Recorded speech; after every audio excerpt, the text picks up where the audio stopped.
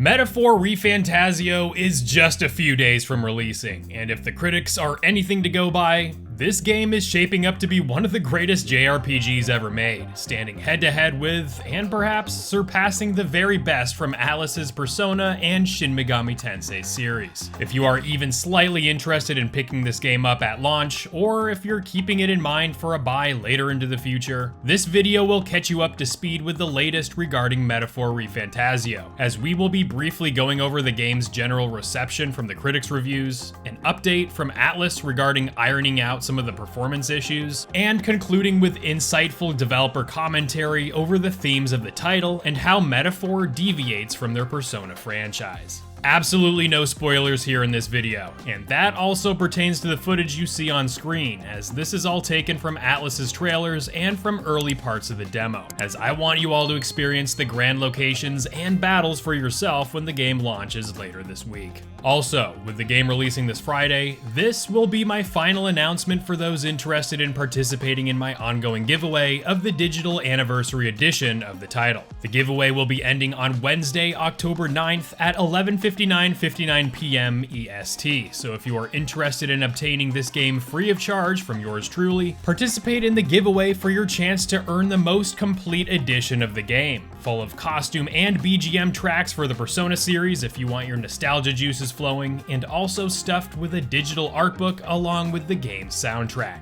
There's a lot here in this version, so be sure to participate in the giveaway if you are interested, and very important, check your emails shortly after the giveaway ends, as the winner will be hearing from me via email. It goes without saying, check your spam folders just in case the winner's email ends up there as well. I promise we're almost done with this giveaway stuff, but before we wrap this up, for those interested in knowing firsthand who won the giveaway, return to this video where I will post the lucky winner in a pinned comment, and the winner will also be announced within the widget shortly after the giveaway ends. Alright, enough with the giveaway stuff, right? Let's first dive into that developer update before we discuss the general sentiments about the game from the critical reception. I know many of you have been playing the meaty demo for the game in the weeks leading up to this Friday's release, and perhaps you may have noticed some performance issues regarding unstable frame rates and some jitter. Thankfully, Atlus has acknowledged the problem, and they went ahead and released a statement from their Twitter page where they acknowledge that there is an optimization issue regarding the Steam version and that they are actively working to address this problem. Who knows if this issue will be solved in time for Friday's release, but thankfully this issue will be addressed at some point. I have heard many complaints with the Steam version's performance, even among those running the game on higher end rigs, so let's hope that this issue is remedied soon, and also let's hope that this extends to the console versions of the game as well, right? I happened to play through the PS5 version of the demo and noticed uneven frame rates and some choppy moments as well, and I know the Xbox version runs about the same as the PS5 version from my hands-on time with the title back in August during a preview event, so let's hope for better optimization throughout all platforms in a future update, even though this official statement solely pertains to the Steam version. Before we move away from the demo, just a reminder to go ahead and play through it, as you will be able to transfer your save progress over to the final release when it drops this coming Friday. Alright, the reviews have gone live, and while we don't have most of the critics' final scores on the game, likely because it's an Atlus JRPG that takes around 80 to 100 hours to complete, the over 24 scores that are out has the game sitting at an incredible 94 on Metacritic as of the publication of this video. This score of 94 reflects the PS5 version of the title, which also happens to have the most reviews published for the platform, but even with the PC and Xbox versions, these scores are indicative that Metaphor ReFantazio will sit comfortably within the low to mid 90 range on Metacritic, which is an incredible accomplishment for Atlus and Studio Zero. Again, with the no spoilers, these reviewers had incredible things to say about Atlus's new JRPG, with universal praise pertaining to its story and characters, world design, battle system, and its successful integration of Persona's systems found throughout. Take for instance GamesRadar Plus's score of 90, where they claim, quote, Metaphor ReFantazio is a triumphant evolution of Atlus's best and offers a gripping new story supplemented by a lovable cast, dungeons begging to be explored, and a gorgeous art direction that makes you feel like you're wandering the pages of a fairy tale book, although it takes a while to reach its greatest heights. Over on Eurogamer, the review outwardly acknowledges that Metaphor wears its Persona DNA proudly throughout, and while it isn't subtle about it,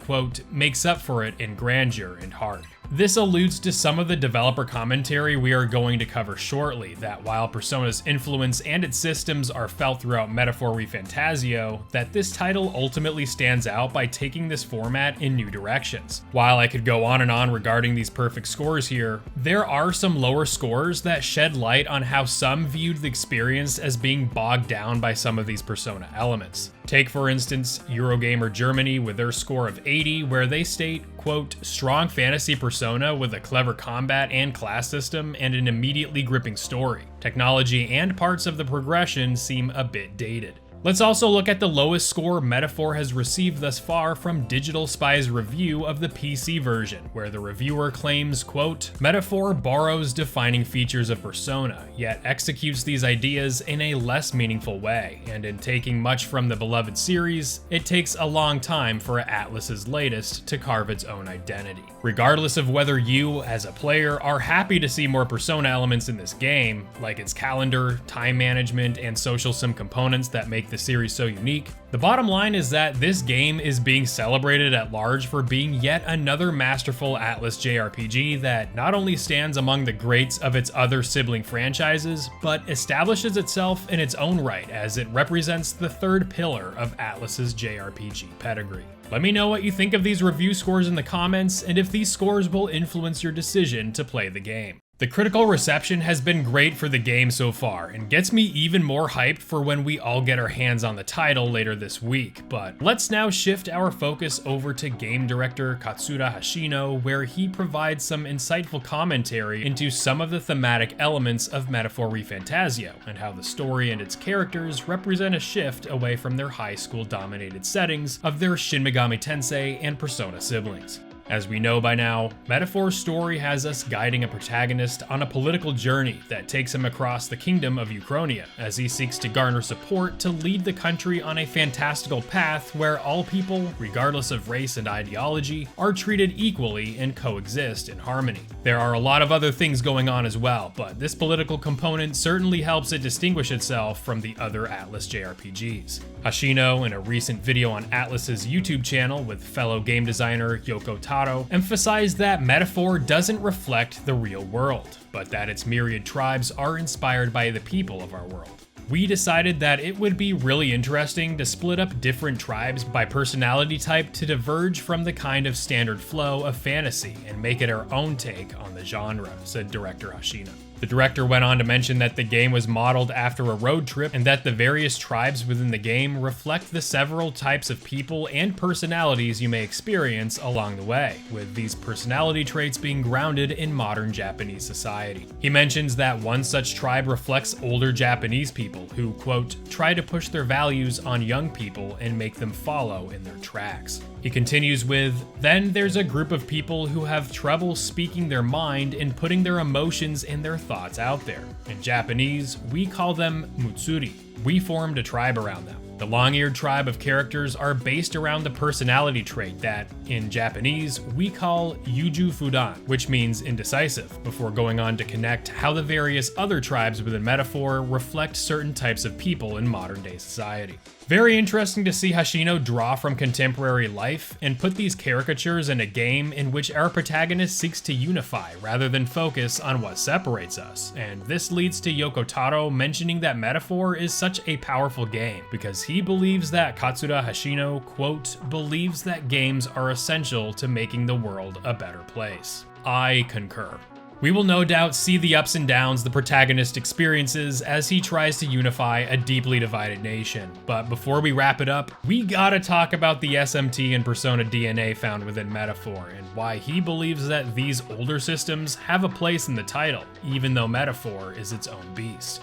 We don't look at our previous games and calculate, okay, this is what we want to keep, this is what we want to take out, said director Hashino. We have to create games where protagonists form connections with people along their journey. They can't do it alone. They need support. That hasn't changed throughout our games, but the difference between Metaphor and Persona is that in Persona, you're playing as teenagers. Love and romance is part of that experience. For Metaphor, we didn't really aim to be more mature or grown up, but the goal that the character is trying to do is more large scale and epic. There isn't really time for love. When you're aiming to be a sovereign, you can't go off on dates. Instead of having these loving relationships, you instead have people who are going to support you as a leader, and through their support, you unlock these heroic qualities inside you. That fuels the battle system and everything else. Very poignant moment from this exchange right there, that indirectly lays it out quite clearly that while many systems from Atlus's other properties, mainly Persona's social sim elements, are displayed here in Metaphor, that it serves its purpose to highlight the growth of an individual when surrounded by those close to them.